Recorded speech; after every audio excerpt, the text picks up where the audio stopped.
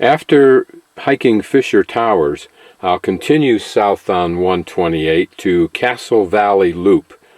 That road goes southeast for a ways and then south into the La Salle Mountains, where I'll spend the evening, and then the next morning I'll continue on that road to Moab, through Moab, and north on 191 to 313, where you see that arrow going to the west and then hooking south, which is the entrance road to Canyonlands National Park, the North Unit. Detailed view of Castle Valley Loop, and down where the squiggly lines are, probably about the bottom of the squiggly lines is where my campsite is. And please note Mount Peel, which is one of the mountains I believe that we'll be looking at. This is the Castle Valley Loop Road that goes off of 128 east of Moab and then comes out just a little bit south of Moab.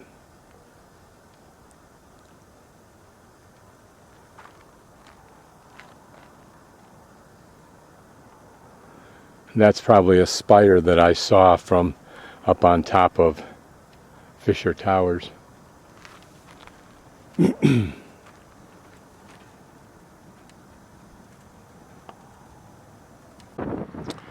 Steep climb up this scenic highway to Moab.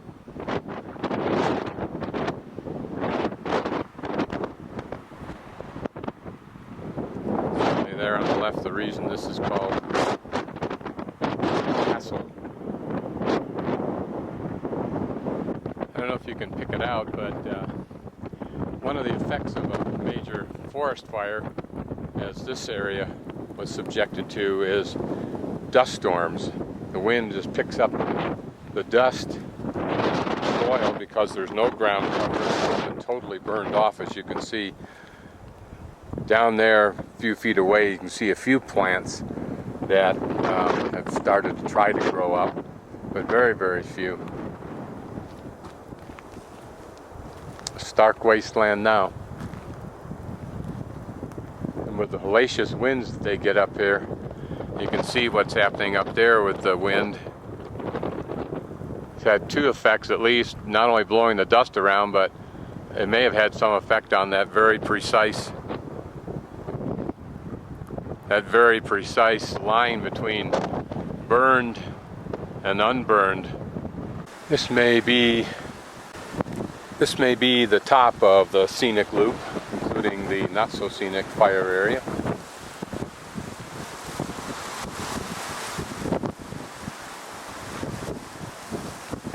Clouds on the horizon seem to be heralding the weekend storm that's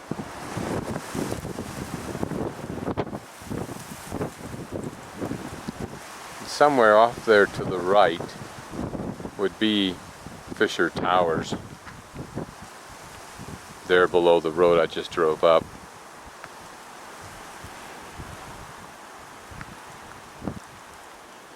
And probably somewhere over there, Arches National Park and Canyonlands National Park, and Moab should be a little bit to the left of where the camera's viewing now.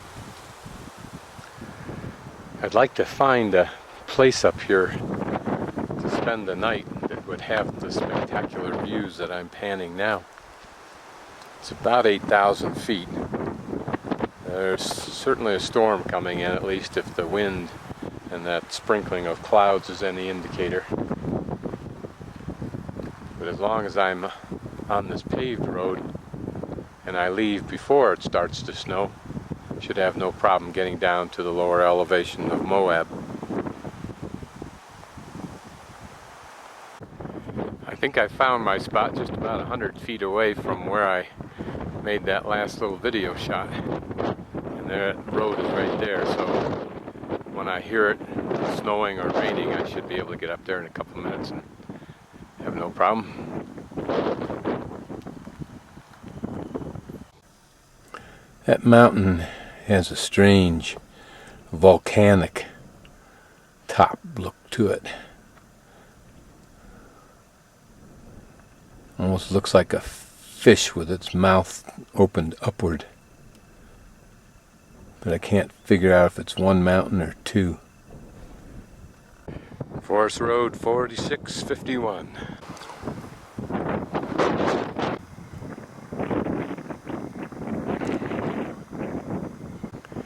Interestingly, the sun is not doing much for a grand view of this plateau country. I'm hoping in the morning, sun coming up from behind me will be much more dramatic.